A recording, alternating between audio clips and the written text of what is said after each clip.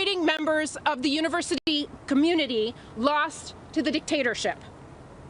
Universities cannot exist when students are persecuted, arrested, and disappeared for their political beliefs. They can't exist when administrators call the police onto campus to resolve deep differences and difficult tensions with guns and zip ties.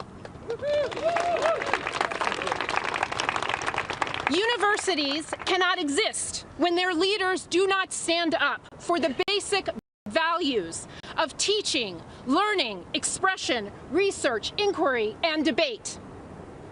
Our worst enemy at this moment is the idea that the terrible things that happen during authoritarian dictatorships elsewhere could somehow never happen here, but they can happen. And indeed, we must acknowledge that some of those things are already happening.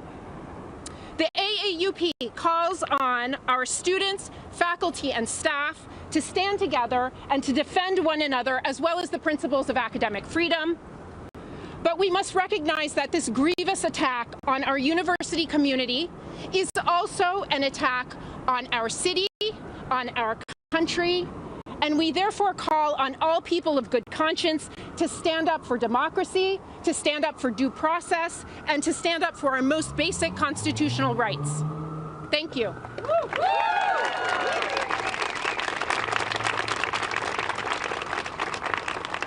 Our next speaker is Professor Mariana Hirsch, the William Peterfield Trent Professor Emerita of English and Comparative Literature and of the Institute for the Study of Sexuality and Gender at Columbia. Thank you all for being here. Can you hear me? It's hard. There's a chill in the air, and it's not from the early March wind. It's the chill of fear and despair that is all too familiar to me. Since Mahmoud Khalil was detained on Saturday, it has brought back my most tormenting childhood memories. Oh. Since Mahmoud Khalil was detained on Saturday, it has brought back my most tormenting childhood nightmares. I grew up as a child in communist Romania, the daughter of Holocaust survivors, in the 1950s. A knock at the door, the sound of a doorbell were never innocent occurrences. They recalled my parents' wartime stories of hiding, trying to evade deportation, hearing their neighbors being taken away.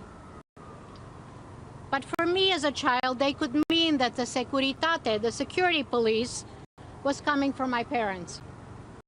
There was no schoolmate, teacher, or neighbor that could be trusted not to denounce us. And for what?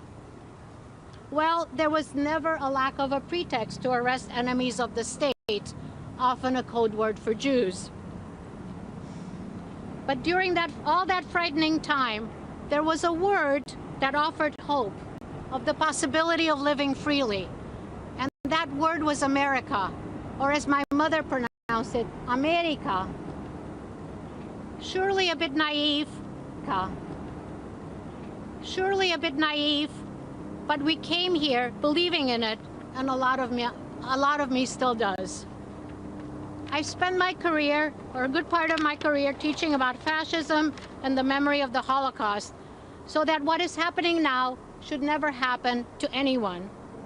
I've spent the last year and a half working with a number of committed Jewish colleagues to preserve these basic freedoms on this campus.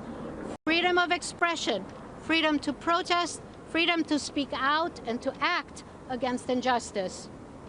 My committed Jewish faculty colleagues and I have warned that the false characterization of Columbia as a hotbed of anti-Semitism would be used as an alibi for what's actually at stake for the Republican establishment and now the Trump administration. Strict control of speech, of protest, and of higher education at large. It should be obvious to everyone that what's happening on this campus, or should I say to this campus, is not about protecting Jews. Sadly, the Columbia anti-Semitism narrative has been promoted and amplified by the Anti-Semitism Task Force and by this administration, and Columbia administration has conceded on every single point. Our group of Jewish faculty have argued vociferously for a clear distinction between an understanding of anti-Semitism as anti-Jewish hatred, which certainly exists, and the false narrative that criticism of Israel's brutal war on Gaza, a war that many experts agree is genocidal, can be equated with anti-Jewish sentiment. Student activism is not support of terrorism or of Hamas's violent attacks on October 7th. That's a shameful and deeply mischaracterizing conflation that is being repeated in the press, and I'm glad you're here to hear me say this is not right. Pro-Palestinian speech and activism does not mean a lack of safety for Jews anywhere. The illegal detention and threatened deportation of a student who is a green card holder have made everyone here unsafe, as my colleagues have been saying. Undocumented international students and faculty on visas, green card holders, and who knows, even naturalized citizens like myself. Not to speak of minorities and women and Jews. The chill in the air now is the fear and despair we feel as Columbia is being made a test case for the detention of activists and with announced funding cuts for the decimation of higher education in the U.S. Thanks.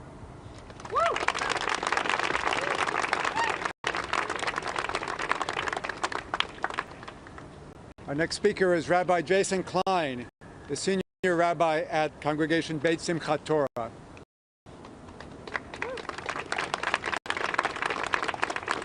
Hi, I'm Jason Gary Klein, Columbia College class of 1997, and senior rabbi at CBST, a congregation that is serving people of all sexual orientations and gender identities.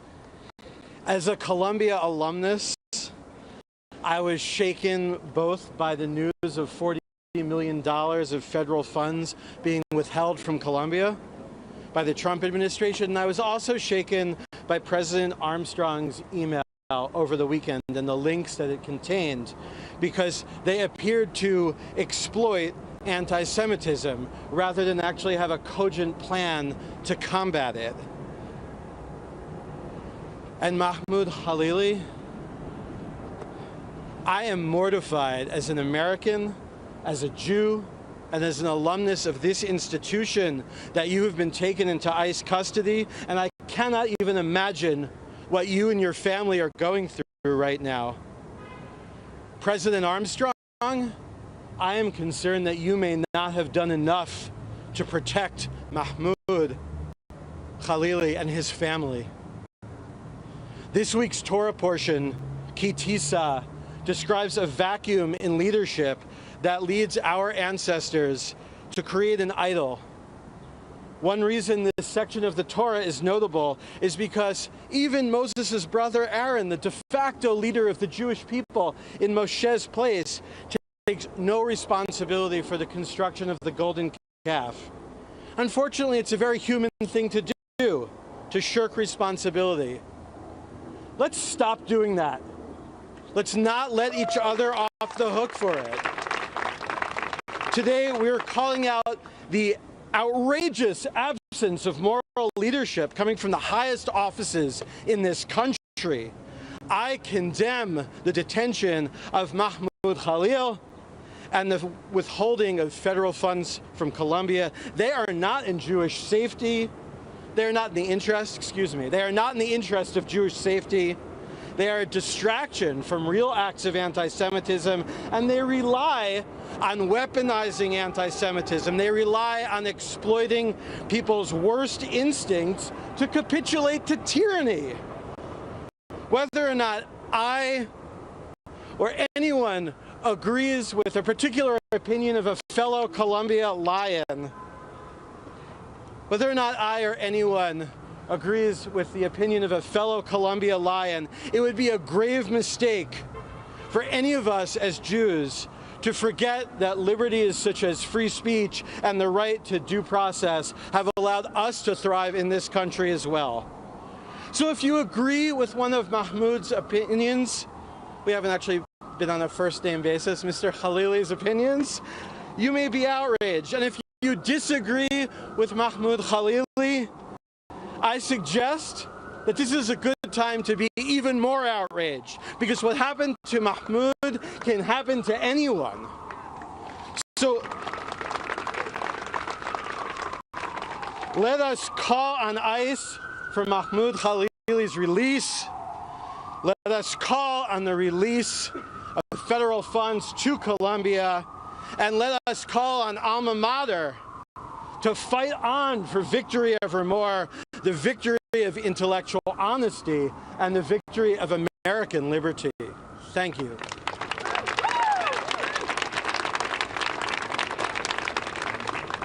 Thank you.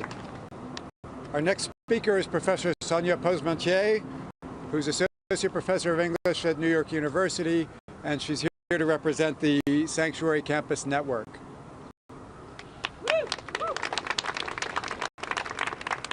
Hi, can you all hear me?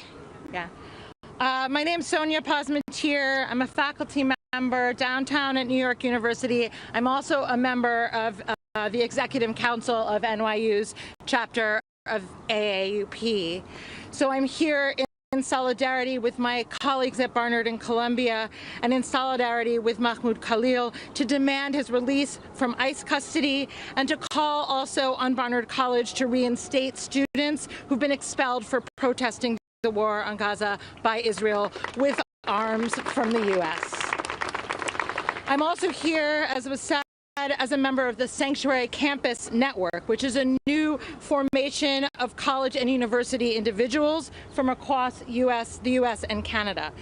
There are currently over 1,000 people in that network, so I can't say that I'm representing all of them, but I'm here to say a little about the Sanctuary movement and the Sanctuary Campus movement. Sanctuary, as a political practice and moral principle, has deep religious and secular roots reaching back thousands of years. More recently, as many of you may know, in the 1980s, the new Sanctuary movement was one expression of transnational organizing to provide safety to refugees fleeing civil wars and genocide in Central America, and to end the U.S. backing of those wars.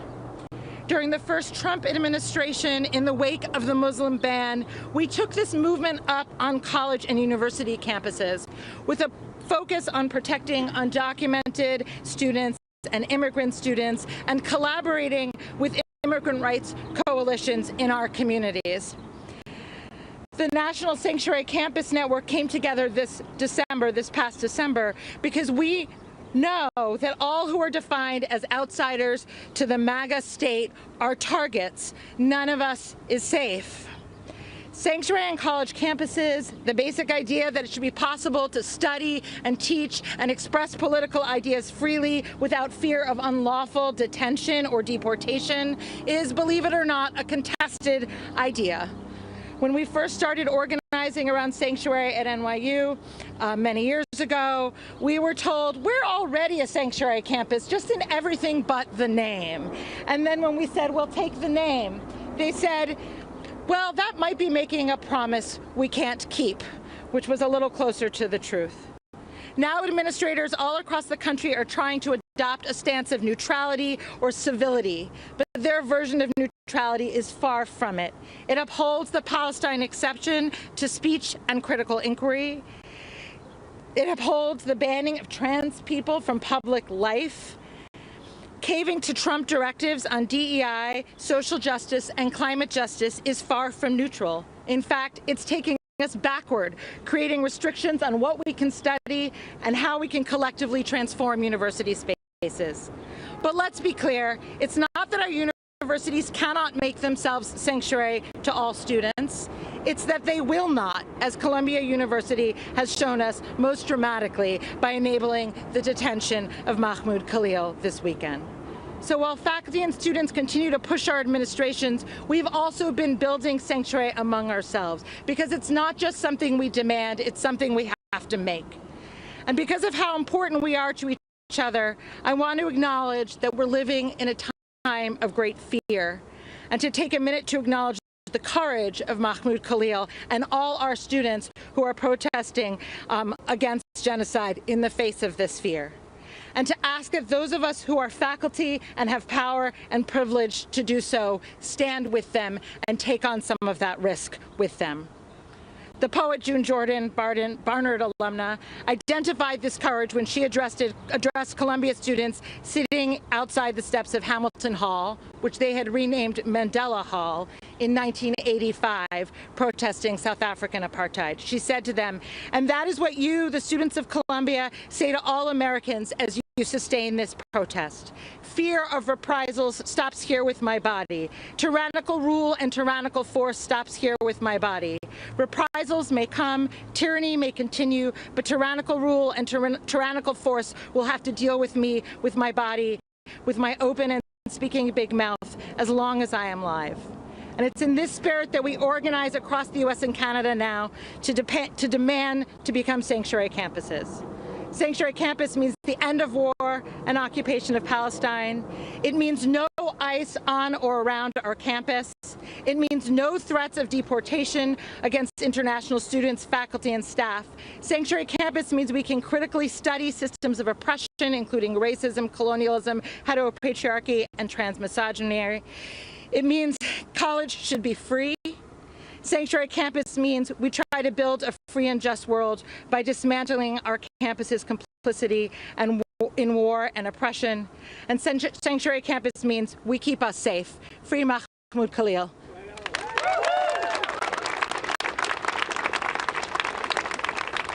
Thank you. Our next speaker is Jamie Beeren, Chief Executive Officer of Bend the Arc Jewish Action.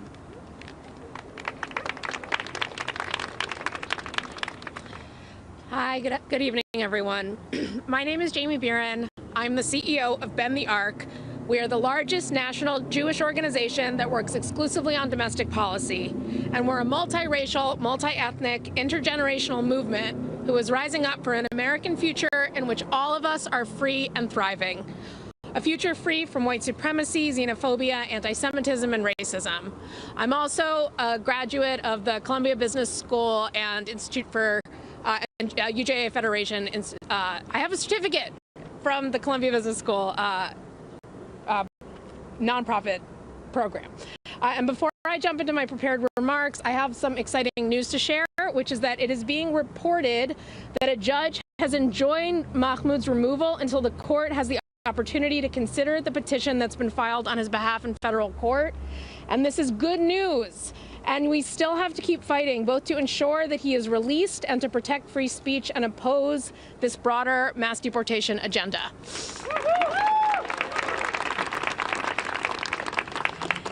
And I am here today because I know in my bones as an American Jew how dangerous it is when the government starts abducting legal residents that they disagree with. And I know how doubly dangerous it is when they are claiming to do that in the name of Jewish safety.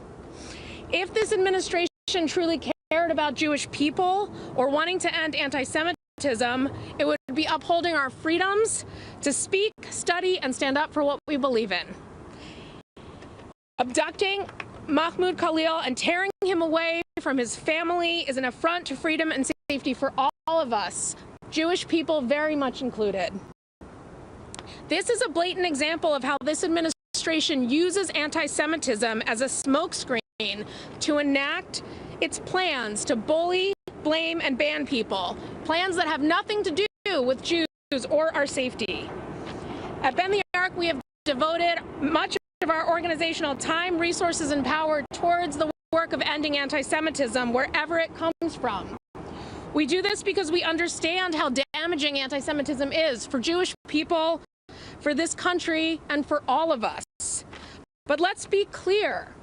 Abducting Mahmoud does nothing to make Jews safer. In fact, it is just another way that the MAGA movement is using anti-Semitism to generate division and fear so that they can continue to grow their power and wealth for themselves and for their corporate cronies. All anti-Semitism is unacceptable. But this strategy, which we call smokescreen anti-Semitism, is particularly dangerous because it is used by people who have tremendous power. The same people who are trying to get away with using Nazi salutes from their biggest platforms are claiming to care about Jewish people and our needs, all as a cover for their despotic plans to harm all of us, as cover for their mass deportation agenda, which the vast majority of American Jews oppose. Jewish people will not be used as an excuse to justify MAGA plans to tear families apart. We know where that kind of division ends up. We are going to call Trump's bluff. We demand that Mahmoud be released from custody and returned to his family immediately with his green card intact. And we know that the only way we can truly end anti-Semitism is by locking arms across religions, races, immigration status, and gender, and insisting that freedom and safety for all is truly for all of us, no exceptions. Thank you.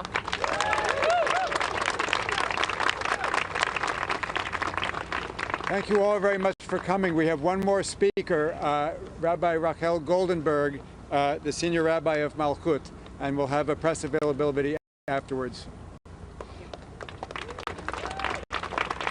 Good evening. I'm Rabbi Rachel Goldenberg. I'm rabbi of Malkut, which is a congregation in Queens. But what really brings me here today as well is the fact that I am a fellow alumna of Columbia College of 1997. And my heart is broken.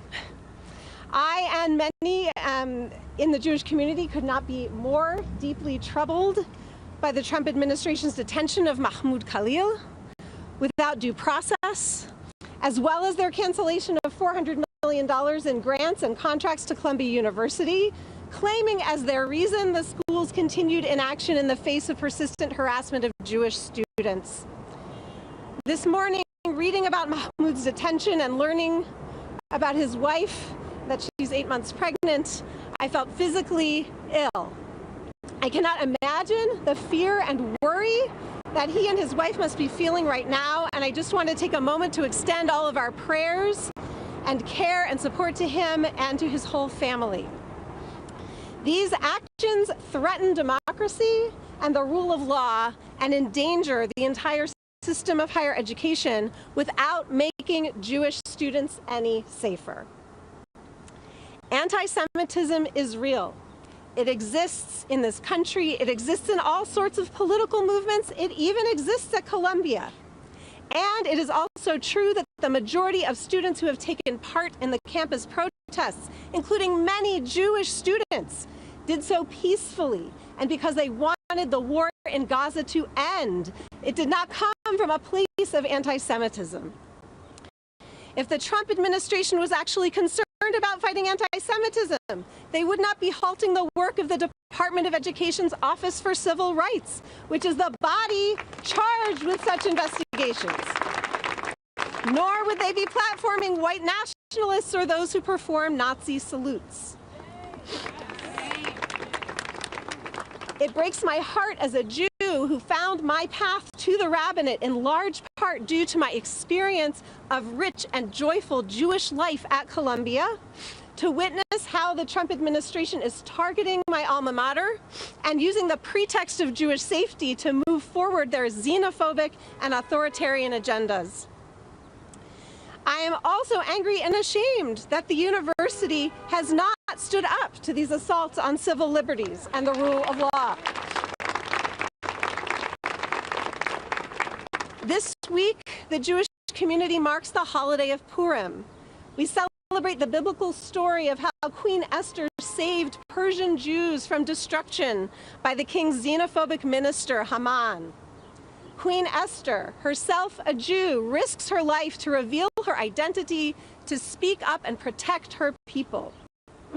Today, the Trump administration is looking to a right-wing strategy that they have called by her name, Project Esther, which is an addendum to Project 2025, as they carry out these actions against Columbia University and Mahmoud Khalil. Project Esther weaponizes Jewish fear to drive a wedge between Jews and liberatory movements. Today, we here, standing here, invoke the true Queen Esther and stand up to the forces who would use our safety as a pretext to shut down illegal, peaceful student protests, to detain an expectant father and green card holder, to suppress the movement for Palestinian liberation, and to destroy higher education. Today, we call for Mahmoud Khalil's immediate release. We call on Colombia to stand with us in drawing courage from Queen Esther's example, to resist fear, to resist intimidation, and to say no to collaborating with Trump's authoritarian agenda.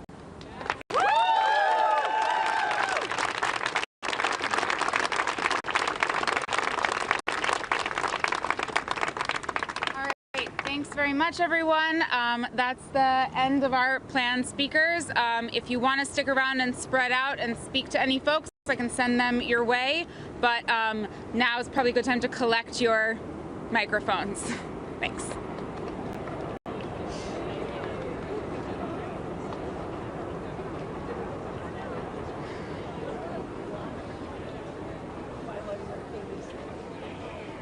Thanks very much for coming. Oh, absolutely. If you would like to interview anyone of any of the We'll speakers see. further, We have let to me go know. live at 6. Oh boy. Nick. Hi, Sophie. Nice to finally meet. Yeah. Thanks so much for coming out. You connected with Marianne? I haven't yet. Okay. Got it. All right. Yeah. He's right over here. Okay, great. Hi. I joined this year, maybe last year, which is a French newspaper. Okay. And Nadia as well. Nadia is right over there. Yes. Yes. Okay.